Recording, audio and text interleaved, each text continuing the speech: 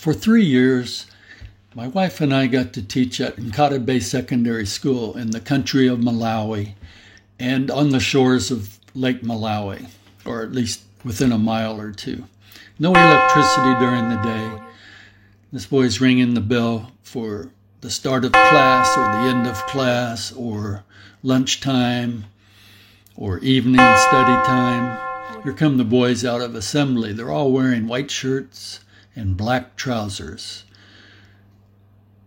On their feet, a few of them wore shoes, but mostly they wore flip-flops. There were mostly African teachers at the school, but because it was way out in the bush, a few American teachers like us were needed to round out the subject matter. The students were extremely polite, coming into the classroom, standing up and saying, "Good morning, sir," as the teacher entered. They always had their notebooks. They were brilliant. They were in the top 10% of their graduating 8th grade class. And this, of course, was secondary school. Their ages were probably between 15 and 20. They were a little bit older than high school students in the U.S.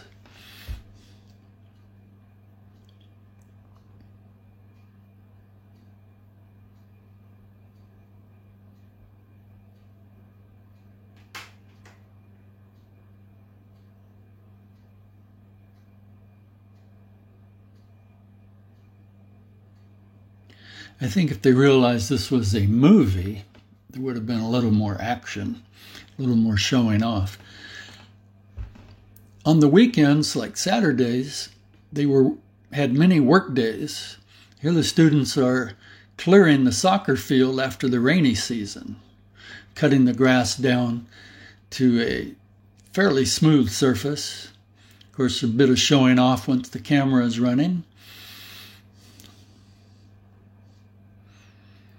And this student got to kind of direct the work because he didn't really have the fingers properly formed on his hand to hold a machete or a slasher.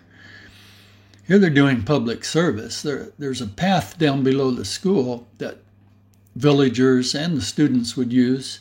And to keep that path dry, the drain had to be opened up.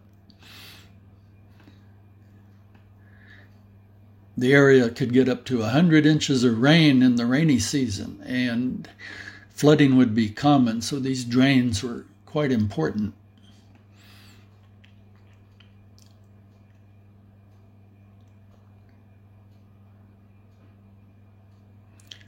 Singing in a choir was popular.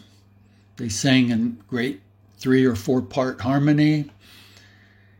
They would sing local African songs and traditional Western music.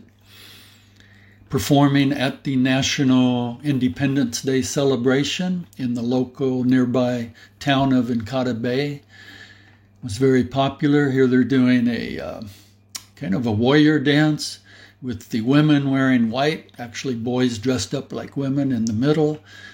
The headmaster with the umbrella is dancing along with the students.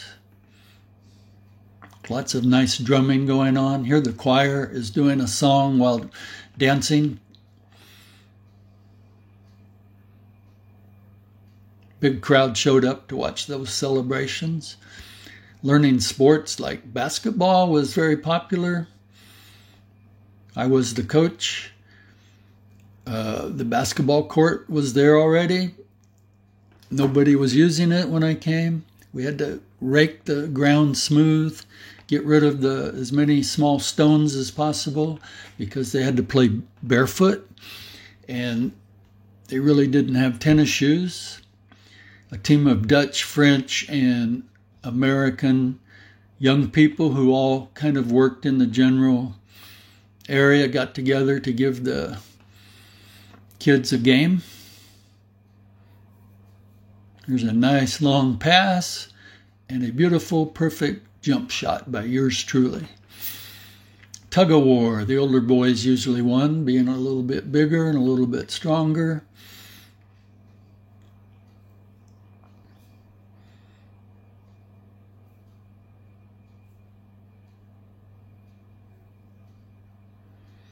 And here's a demonstration of a skill that I suppose could be useful in search and rescue or in case of a fire, but this kid's climbed to the top of a very tall ladder and he jumps into a canvas tarp held by about a dozen other boys.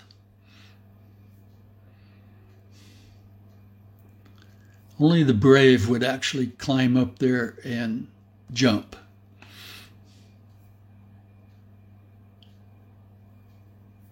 Gymnastics, almost every boy could participate in this. It was part of their physical education. And a town in the U.S. had sent over a complete set of band instruments. Perhaps they came from a high school somewhere. These kids learned to play those instruments really well. They loved marching. The boys had a band. In the earlier scene, a girls' band from another school 20 miles away had come to join them.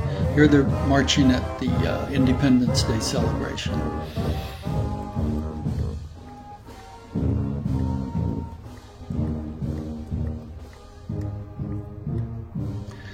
So you can see, I think that we had a very nice time teaching these kids for 3 years.